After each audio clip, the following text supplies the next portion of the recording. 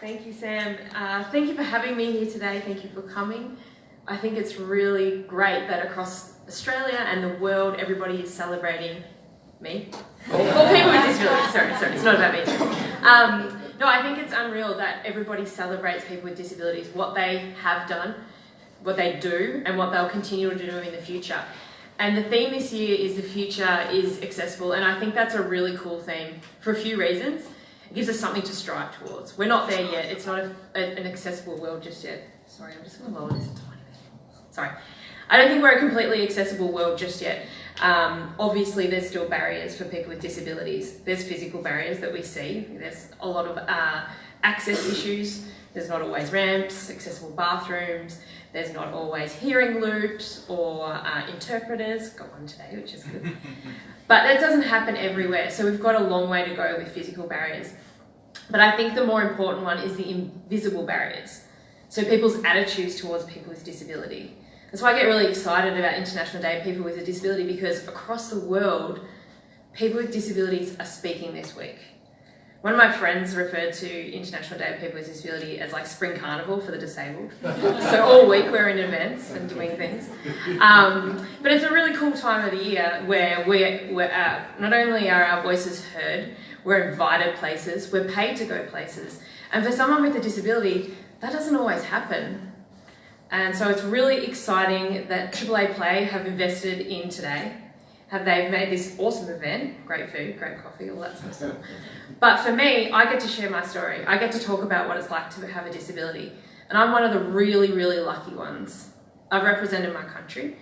I've lived overseas. I've lived, I think, a very, very normal life. I just happen to do it from a wheelchair. But not everybody with a disability is that lucky. There are a lot of people that don't get out and about. AAA Play is a place where you can just log on the internet and find a place near you that you'll be welcomed. That is so exciting. It's a huge initiative, and I think it's great for people with disabilities. Sport played such an important role in my life. I would not be on this stage today if I didn't play sport, obviously. But I don't think I would be the person I am today if I didn't play sport. It really helped to define me and to give me a place to have confidence and to belong. And for that, I'm always grateful for sport. I grew up in country Victoria, and I'm the second of 3 kids. And I wasn't immediately obvious that I had a disability when I was born, but 6 months after I was born, I was sitting up, and my parents noticed that I couldn't sit up anymore. I was like falling over a lot, didn't have any balance. And when the doctors found that I had a tumour on my spine that needed to be removed. And when it was removed, part of my spinal cord was damaged. So today I'm an incomplete paraplegic. I can stand, which is very handy. I can move my legs a little bit, I have some sensation, but none of it's normal, and it all results in I use a wheelchair. Pretty boring stuff. I do share that because people want to know, and I understand curiosity, but just know you don't need to know that. It's boring. It's not the most interesting thing I'll talk about today. And often people's disabilities are not them. So I would encourage you, if you meet someone with a disability, find out their name before you find out what happened to them. The amount of times that I have been approached and say, hey, what happened to you? Oh, hi, I'm Shelley. Nice to meet you. I think it's really important that we don't define people by their disability. And you guys all know that. I'm sure people in this room already know that. But it's just a really important thing to remember. So as I said, I grew up in country Victoria, and my parents had never known anybody with a disability. So when they had a kid with a disability, they didn't know what to do. I think that when parents have children with disabilities, there's a natural tendency to try and protect them from the world a little bit. The world can be a very, very cool place if you're different. And if you have a disability, you're very different. Not today, but usually you're the only one in the room in a wheelchair. I've got Duke today. Usually you're the only one in the room. And being in country Victoria, I was absolutely the only one with a disability. So parents sometimes try to protect their kids from that. Roll them up in cotton wool, maybe hold them back from competing in sports or from doing certain activities for fear they'll get hurt, either physically or emotionally. My parents did not do that. They love me very much, but they did not wrap me up in cotton wool. Not once did I get to play the disabled card when I was a kid. They're like, oh, I can't do the dishes because I'm in a wheelchair. That stuff did not fly. My parents brought me up exactly the same as my brother and sister. My parents very much had an attitude of, you'll be right, get on with it. Sometimes almost, well, absolutely to my detriment. One time I was with my sister and we were jumping from the top bunk to the bottom bunk and onto the floor. It was after lights out, but you know, sometimes you're naughty when you're a kid. And on the very last jump, I broke my leg. Mum hates this story, by the way. I broke my leg, and as a kid I didn't walk very well, but I could walk, and I couldn't walk on the broken leg, obviously. Mum sent me to bed. You'll be right. You'll be right, Shell. The next morning, I got sent to a birthday party with a broken leg. You'll be right, you'll be right. By the end of the birthday party, my friend's mum said, I think you need to take her to the hospital. She hasn't walked on that leg all day. And Mum hates that story, but I think it just shows the strength of my family to, maybe a little bit to the extreme, but they never wrapped me up in cotton wool. They didn't try and protect me from the world at all. They sort of let me make of it what I will. And obviously I wasn't in that much pain or I wouldn't have gone to the party, so I think Mum was okay there. It wasn't the only time that I broke my leg and no one believed me too, by the way. Anyway, I think it was really the way my parents brought me up was really, really character defining and helped me to be who I am today. I don't think all kids are that lucky. And so sometimes it's harder for kids to get out there because their parents are trying to protect them a little bit too much. I got involved in wheelchair sports when I was 12, and before that I didn't even know they existed. So I'm trying to play with the able-bodied kids. As I mentioned, not very good at walking, not very good at not falling over. So trying to compete with the able-bodied kids was awful. But back then there was nowhere for me to find out about wheelchair sports. I was really lucky that the Paralympians were coming home from the Atlanta Games and there was a ticker tape parade in Melbourne, and somebody had said to me, you should go along. And I happened to be in a wheelchair that day because it was a long way to walk and someone said jump in a chair. Otherwise I would never have known that wheelchair sports even existed because it didn't in country Victoria at that time. So someone saw me and they said, you should get involved in wheelchair sports, and I went, great, don't know what that is, but okay. I went to a come and try day where I tried every single sport, was terrible at all of them, absolutely all of them, especially basketball, but I loved it. And the thing about wheelchair basketball is, well, I think it's the best sport in the world, a little bit biased, but I think it's the best sport in the world because once you all sit down in a wheelchair, everybody is on a level playing field. Nobody has an advantage over anybody else, we're all the same. And that was particularly good when my brother got in a chair and I was a little bit better. But yeah, I absolutely loved basketball. There was no opportunity for me to play at home, and so I had to travel to Melbourne, an hour and a half each way. And my mum kept doing it, driving me back and forth. At first it was once a week, but as I got a little bit better, it would be 2, 3, 4 times a week by the time I was in year 12. And part of it, I think she was a bit of a lazy parent and she wanted to have something over me all the time. Because I love basketball so much, she'd be like, do what you're told or you're not going to basketball. It was a pretty good draw card. But yeah, I absolutely loved it. I wasn't very good at it. But what basketball gave me was a place to belong. And that is so important, especially when you're, starting high school and you don't know what your life is going to be. Everybody wants to be the same as everyone else, and you're the one person that sticks out more than anything. At wheelchair basketball, I didn't stick out. No one cared that I was in a wheelchair. No one thought anything of that. It was also the first time I had seen people with disabilities leading regular lives. I didn't even know then that people with disabilities drove, in wheelchairs drove cars or had babies or had got married or played sport at an elite level. I'm really lucky to be able to say that I've done all of that now, but I don't know that I would have if I hadn't seen it. I was really, really, really lucky to be involved in wheelchair sports. I was lucky I happened to go on that day. I was lucky that someone told me about it. So I played basketball. I played a lot of basketball. I got better at basketball. I did say I was terrible at the start. I was really terrible. I couldn't shoot, couldn't pass, couldn't catch. All pretty important in basketball. But by the time I got to year 12, I was better at these things. Not the best, definitely not the best, but I was better at these things. I got invited to my first Australian camp and I absolutely loved it. I'm so competitive. I'm the most competitive person going around. So I loved that about it. I love being physically active. It's so important for people with disabilities and really hard sometimes when you're in a wheelchair. You can't just chuck on some runners and get out on the streets. So basketball was really important in so many ways. I went to my first World Championships when I was in year 12, and that's when I saw that people were doing this for a profession, or this was what their lives were. They're dedicating it towards this. I was like, absolutely, I want to do this. I made my first Paralympic team in 2004 at the Athens Paralympic Games. Our very first game was against the US, and US in sport, it's a tough matchup always. They were the best team in the world at the time. I was the worst player on the Australian team, so I didn't care about any of that. I was like, oh, I'm just going to sit on the bench anyway and have a good time. Free McDonald's in the village, or what do you want? I didn't play a lot of minutes, but we managed to beat the US in the opening game of the Paralympics, and it's pretty obvious, but there's only one thing better than beating the Americans. It's like beating them by 1 point. And that's what we did at the Athens Paralympics in that first game. We beat them by 1 point. Thrilled, set us up for the whole competition. We actually managed from there to go on and play for a gold medal against the Americans again. And I was at my first Paralympic Games, my eyes are like huge. I didn't even know what being a Paralympian meant until I was in the village and there. And it is amazing. You spend the whole 10 days surrounded by incredible athletes who happen to have disabilities. They're so good at what they do, and it's so inspiring to be there. And it's amazing just to watch people do everyday things. And like, I would see somebody who had no arms eat their dinner with chopsticks, rice. That's incredible. And I'm amazed, and then I think, I shouldn't be amazed. They're just eating. And then it makes me reflect on when people see me in the street pushing my pram and they go, oh, you're amazing. I'm like, no, I'm just getting my baby from A to B.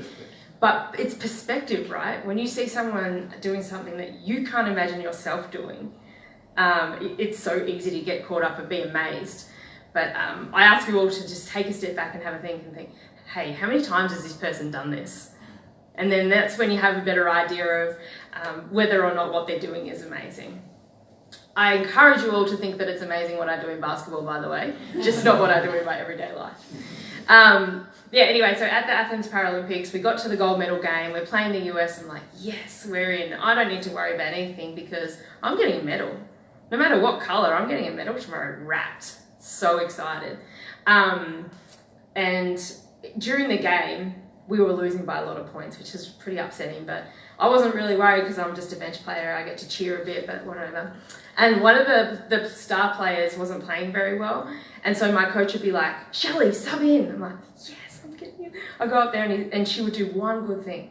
Like, she might catch the ball or she might get 2 points. He'd be like, Shelley, cancel the sub. This happened to me 6 times. It was awful, absolutely awful. And it got down to the last 2 minutes of the game, and we were down by a lot. I think we were down by maybe 18 points. Like, we were never winning the gold medal. And I was like, okay, well, this is done now. I don't need to worry about it. And my coach puts me back in the game. Oh, awful. And I got really caught up in the emotion of it. It caught me by surprise. I didn't know how much I wanted a gold medal at that point. But I was devastated. I was crying on court. I was so upset. The thing about a silver medal is you don't win it. You lose your gold medal. And that's what we'd gone for. We'd gone for a gold medal and didn't get it. So instead we have this other one that's this different colour. But I got it here. So this is my silver medal from Athens.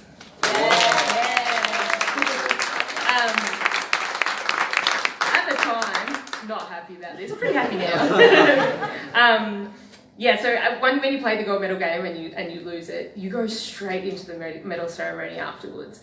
So you've got people on one side who have just won a gold medal and they're ecstatic, and then you've got the bronze people on the other side who are thrilled to have a medal at all, and you're in the middle with this, and you're like, oh, thanks.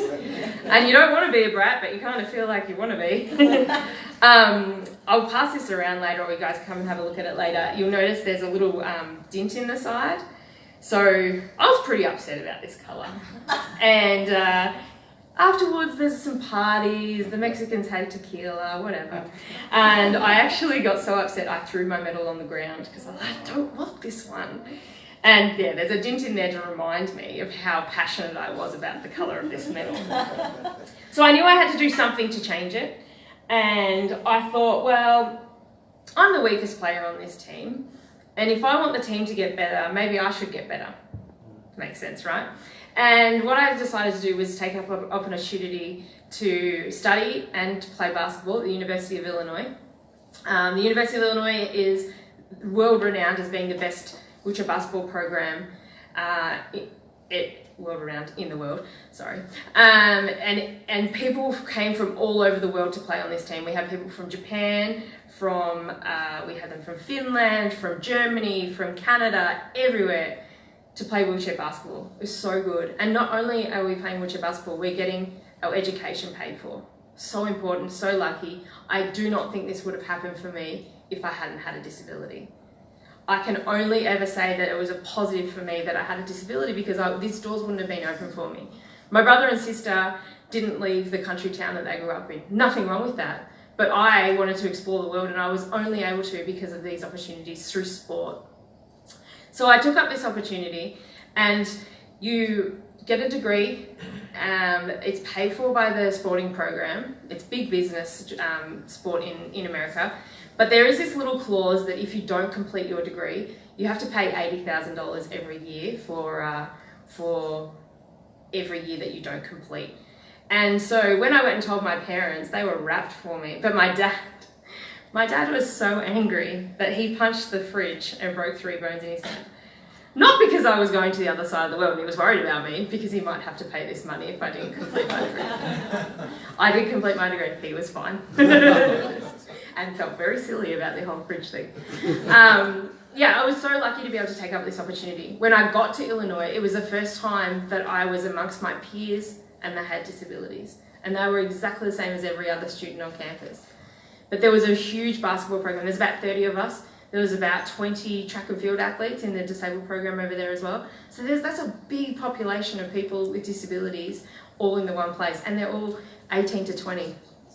I felt at home, sort of, which sounds silly because it's so far away from my actual home, but it was a place where I belonged, and I was exactly the same as everybody else. And American university is exactly what you see in the movies. All the fraternities, the colleges, all that sort of, the red cups, all the drinking games, all happens. But I was a student athlete, so I didn't get involved in any of that, obviously. I was a student first and athlete second. That's what they always wanted us to say, but I really love the basketball the most. So I got a degree in recreation, sport and tourism, but I also got a degree in wheelchair basketball, which is something that I absolutely cherish. And it meant that I went from being the weakest person on the Athens team to being one of the strongest players on our Australian team at the 2008 Paralympic Games. So as I said before, I get better, the whole team gets better. I changed the colour of my medal, right? Got another one in here to show you. So the 2008 Paralympics was very good. They filled stadiums in Beijing. It was such a fun tournament to play in. I was playing against some of my teammates from Illinois, where I was playing against on the world stage, which was a very strange feeling. But I knew all of the things that they, all their nuances in basketball, so I thought, yeah, I got their measure. We played the US in the semi-final, so the winner goes to the gold medal game and the loser goes to the bronze medal game. We actually lost that game. It was devastating. We trained for 4 years for a gold medal, not for bronze, not for fourth, not for anything other than gold. And to not even make it that far was very, very devastating. And it made me reflect on my Athens devastation and be like, well, I was being a bit of a brat then, wasn't I?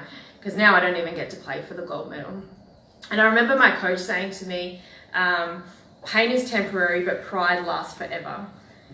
And we were told if we don't go and win that bronze medal, it's going to feel a lot worse than not even getting to play for the gold. Because we were so devastated. We didn't even want to play for the bronze. But the Japanese did. And they were obviously wanted that medal really badly. They weren't even expected to medal. And while we were expected to win gold, yeah, we were being very probably brats again, but we didn't want to play for the bronze medal. But pain is temporary, pride lasts forever, and I am very proud of our bronze medal from the 2008. See, they get a little bit bigger as we go along. This is a beautiful medal. I'm very proud of it because we didn't want it.